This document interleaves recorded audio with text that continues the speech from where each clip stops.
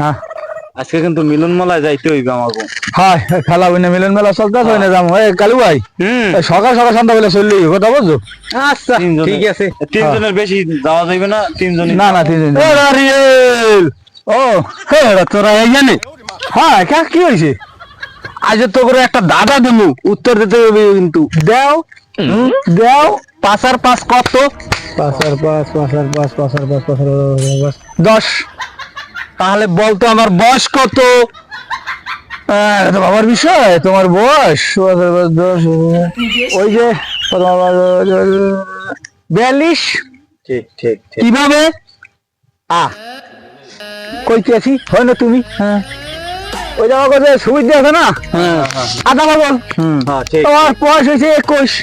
ঠিক। ও কিন্তু পাগল হয়েছে আদা, বুঝছো? হ্যাঁ হ্যাঁ তাহলে তোমার বয়স 42, কারণ তুমি তো ফুল পাগল।